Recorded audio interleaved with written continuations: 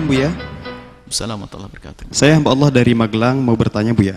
Apa hukumnya jika imam lupa membaca surat Al-Fatihah? Apa yang harus dilakukan oleh seorang makmum?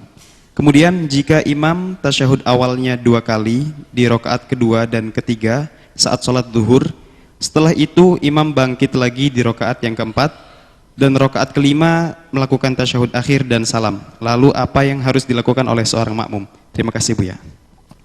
Kaidahnya sederhana.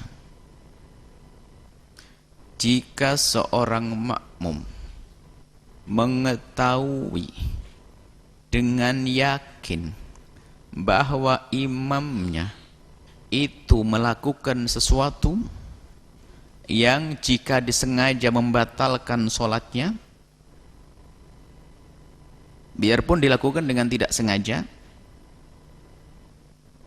dan jika kita mengikutinya menjadi batal sholatnya, maka seorang makmum wajib mutuskan diri dari imam tersebut. Contoh,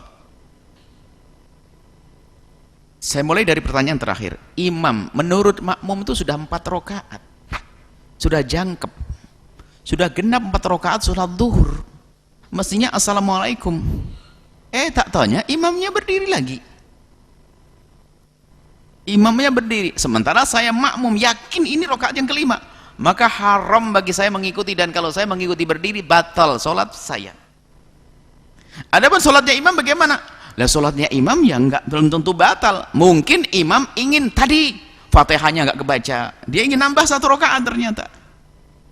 Ingat baru sadar. Jadi imamnya boleh berdiri selagi kita sudah mengingatkan subhanallah. Kok dia tidak mau berhenti, berarti ada yang kurang, hanya saja kita tidak tahu. Tapi kita yang meyakini ini rakaat yang kelima, kita tidak boleh mengikutinya.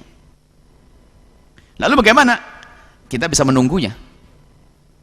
Kita menunggunya sampai imam selesai, baru kita assalamualaikum. Atau kita mufarokoh, langsung misahkan diri.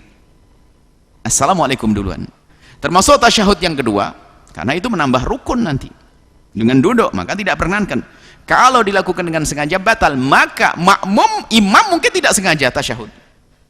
Tapi kalau imam mengikuti, ini jelas nggak benar, nggak boleh kita duduk di rakaat yang ketiga. Maka kalau kita mengikuti batal, maka kita tidak perlu mengikutinya. Yaitu ada mufaroh, memisahkan diri. Dan seterusnya semuanya. Rukuk tak taunya rukuk pertama kayak rukuknya sholat kusuf. Rukuk setelah berdiri, rukuk lagi. Nah, ini kita nggak boleh mengikuti. Jadi ingat, selagi itu membatalkan, kita tidak boleh mengikuti. Adapun apakah imam sholatnya batal? Belum tentu. Karena bisa jadi dia lupa. Maka kita cukup mengingatkan subhanallah, seperti itu. Jadi kaidahnya sederhana, selagi itu membatalkan, dan kalau kita ikuti kita akan batal, maka kita tidak boleh mengikutinya. Kita memisahkan diri. Kalau mungkin menunggu, kita menunggu, misalnya terjadi di bagian akhir sholat, yaitu tahiyat akhir. Maka kita menunggunya sampai imam selesai, baru sampai imam ketemu di tasyahud akhirnya, kita salam bareng-bareng, seperti itu. Wallahu a'lam bishawab.